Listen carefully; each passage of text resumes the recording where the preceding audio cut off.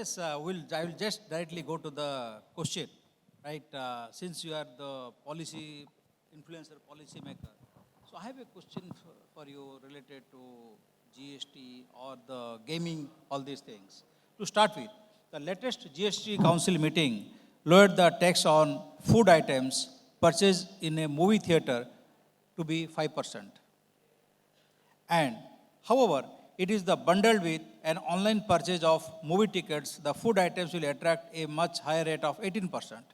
Do you think GST's multiple form of interpretations can be a threat to ease of doing business? I think wonderful question, Deepak ji. If you look at the GST, it was meant to simplify tax structures. We had moved from sales tax regime to the VAT regime, and then subsequently we moved into GST. GST was supposed to be one nation, one tax. Although we have very simplified slabs, but the same product can sit in multiple slabs depending on how you look at it. So recently I was talking about it in a media interview as well, that your roti is 5%, but parotha is 18%. Depends on how you look at it. And the example that you gave, that if you buy food in a movie theater, it's 5%. If you buy ticket in a movie theater, it's 5%. But if you buy as a combo, it is 18%. We have similar such examples where you buy a non-AC bus ticket, it is 5% if you are buying it online. But if you stand in the queue and buy, there is no GST. So there are a lot of such peculiar combinations that exist. And the challenge that we are facing is that while the government is working very hard and all the departments of work are working very hard to promote ease of doing business along with the states, I think we have successfully managed to achieve is ease of setting up business. But in ease of doing business, unless we bring tax simplicity, we cannot fully achieve the vision of the government of ease of doing business. And I'm an accountant, so more business for people like me if the tax system is complicated, but that is not the intent of either the government or the business to have a complicated tax structure. And in case of GST, I think we need to seriously relook at removing, I mean, it has more COVID variants. COVID variants were lesser, I would say, when compared to the same product sitting in multiple variant categories. Yeah, you're right. So GST was meant to be one nation, one tax. Has it moved away from this goal?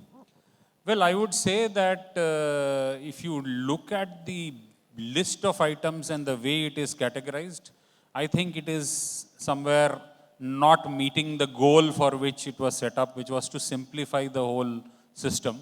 But at the same time, it's a great reform. All I am saying is that there is nothing wrong with the thought of GST and the direction of GST.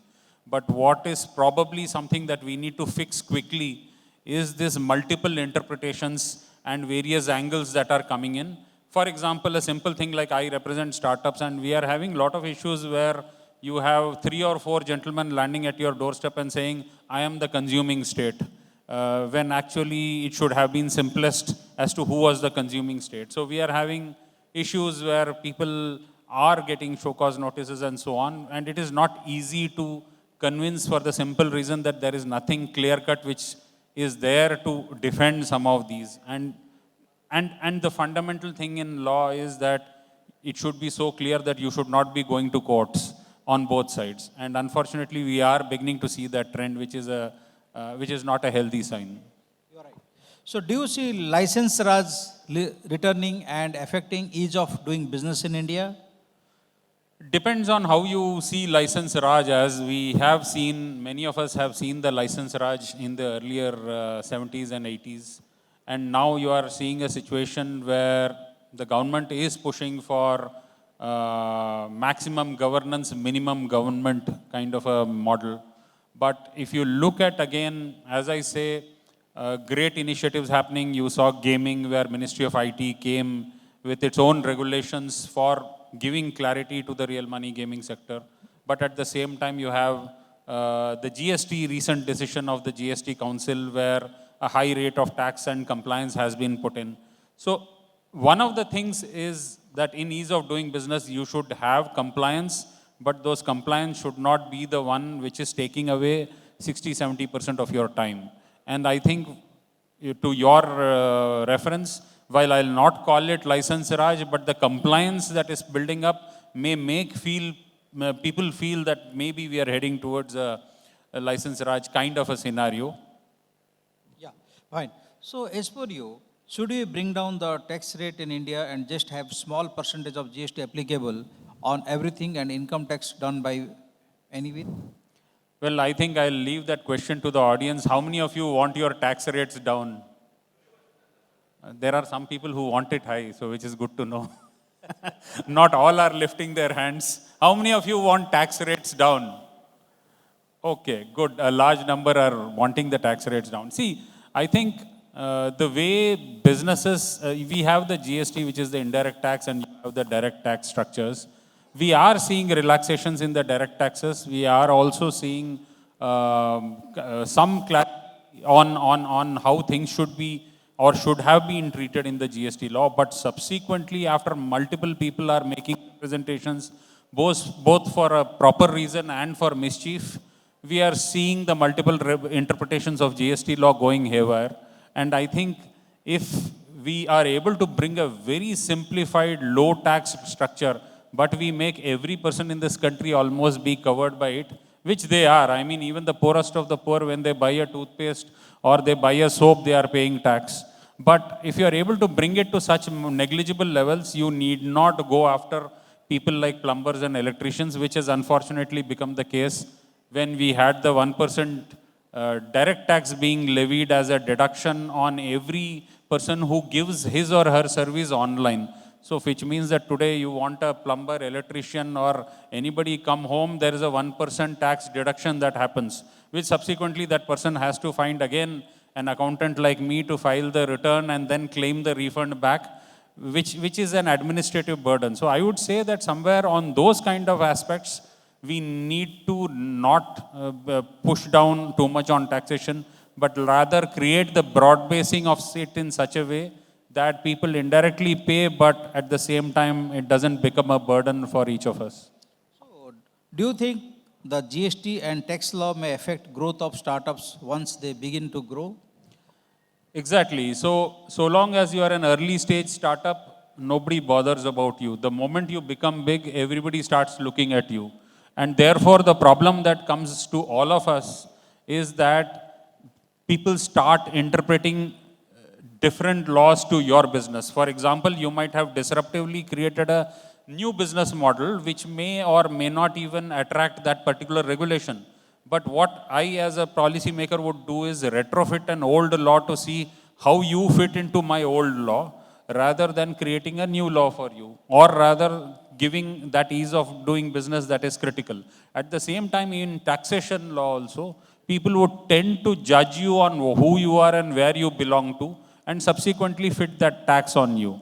So you have multiple taxes today being paid, right from direct taxes, indirect taxes, state taxes, registrations, and so on, depending on the business field that you are in. But maybe you are not even that. For example, somebody who is aggregating is forced to take a road tax license or a road RTO license, state after state after state. They are ending up, if you have to service whole of India, you have to take something like 100 plus returns you are filing in GST, you are having 37 registrations. I think those kind of things we need to rework on. So finally, you are in all the news media that about the increase of the GST structure for the gaming companies. How it is going to impact the revenue collection for the country? And secondly, do you think that these gaming companies, they have a different modus to run the business out of India? What did you take on it? So the beauty of the internet economy is you can operate from anywhere and sell anywhere, unless you are specifically banned from doing so, which is a difficult thing to do. Even the ban that India imposed was not a ban order, but a blocking order, which means you are blocking IPs. But people still find a way to access all of this. This applies to the entire e-commerce train where you can actually go around giving your service from wherever you want in multiple heads, and you can crop up in different directions. Nobody is going to stop you because the internet economy works that way. But to your question, how do you define? So the industry was paying 18% on the service fee of the gaming that they were doing. Subsequently, the government raised it to 28 after the group of ministers meeting and so on. The question in gaming is not necessarily a battle of 18 versus 28. It is about 18 or 28 on what? And because they imposed it on the total pot, it became a question for the emerging startups in the gaming space, in the real money gaming, which are not in the nature of gambling and betting, that it would completely cut the golden goose out. Now, if you look at the decision that the budget of 2023 took in this case of gaming, it said you will have to pay 30% on your winnings.